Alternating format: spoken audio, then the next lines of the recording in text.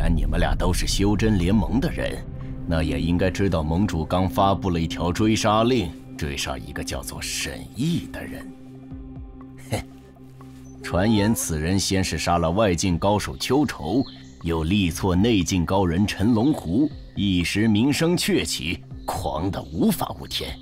老夫打遍海外各路高手，正愁一身修为无处施展，也想会会此人。这位乔大师，竟是冲着沈道友来的。爸爸，明明要吃冰糖葫芦。好啊！喂，你抱着一个小孩子去九阳山做什么？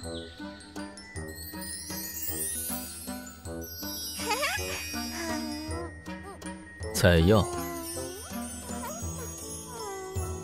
采药？我看你也不像是会经常爬山采药的人。如果你只是一时兴起带着你女儿去深山老林郊游的话，我提醒你一句，九阳山非常危险，到时万一出了事，你自顾都不暇，还怎么照顾你女儿？这点不用你操心。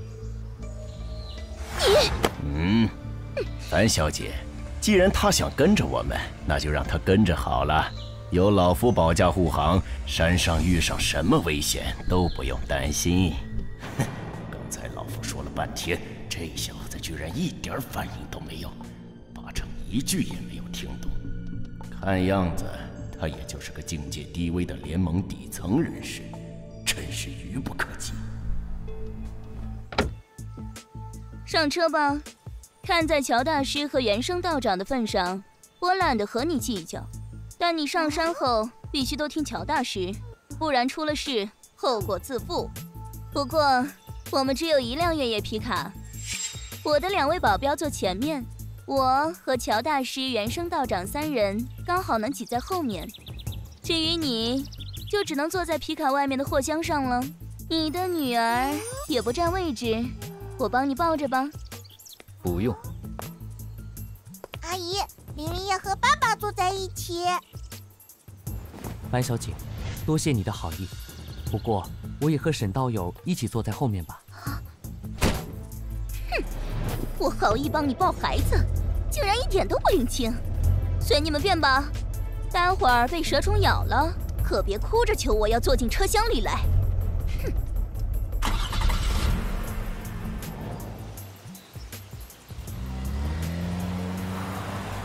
乔大师，我们此行明明是要瞒着修真联盟秘密行动，所以才只找万宝阁打听消息。为什么要带着这个姓沈的拖油瓶一起上山？樊小姐，要想打开你们樊家古墓，需要童男玉女的血液。袁家小子毫无疑问是纯阳之身，而玉女的血液本来是需要樊小姐你的，不过如今正好有这个姓沈的女儿在。咱们就干脆利用那个小丫头的血吧。至于姓沈的，她实力低微，根本不用在意。若是遇上什么危险，也好让她先顶上去。乔大师，这样会不会不太好？何必让一个小女孩来替我受这种苦？樊小姐，老夫我这可都是为你好，可别忘了你之前答应过我的事儿。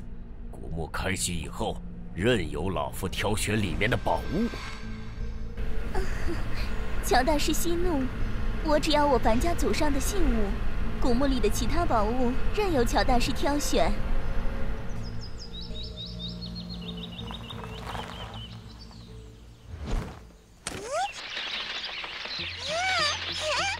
爸爸，好大好大的山，山上还有小鸟。樊小姐，乔大师，这里就是九阳山了。樊小姐的祖宅就在山上。不过，我听山下村民说，九阳山最近不太平，每到夜里，经常能听到山上传来一阵阵鬼哭狼嚎的叫声。原生道长，你是想说山上闹鬼吗？不过都是那些村民专门用来骗骗外地人的。再说了，有乔大师在，就算真有什么妖魔鬼怪，也不可能是乔大师的对手。不错，只要你们都听本大师的话，保管平安无事。但如果有人不听我的，那么等会儿遇到危险，就自求多福吧。这小子虽然也姓沈，但应该和联盟追杀令上的沈毅不是同一个人。能击败内境大圆满的陈龙狐，绝对是宗师级的人物，岁数说不定和我相当。此子年纪轻轻，境界怎么可能比我还要高？乔大师，事不宜迟，我们快点进山吧。沈道友，不妨我们先跟着樊小姐他们一同进山。樊小姐请我万宝阁寻找她祖父的祖籍，在找到之前，我还是得保护她的安全。无妨，反正距离一天太阳最盛的时段还有几个小时，就当散一小会儿步。爸爸，爬山山，爬山山。还以为有多大的本事，到头来还不是乖乖跟在本大师的身后寻求庇护。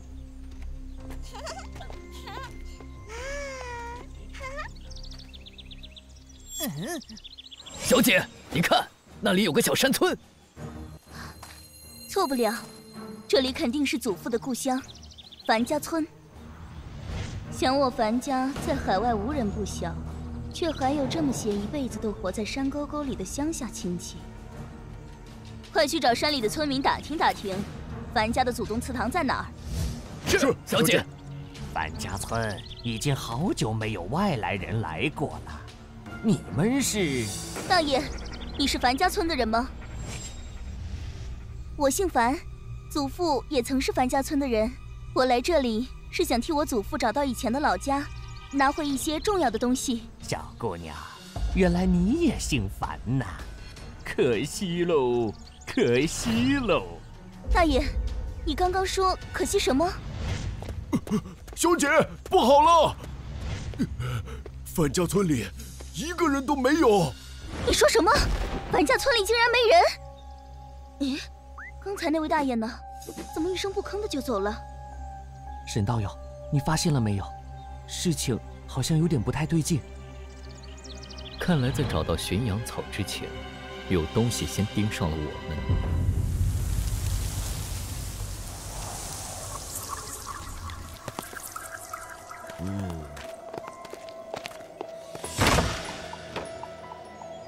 樊小姐，这间屋子也没有人。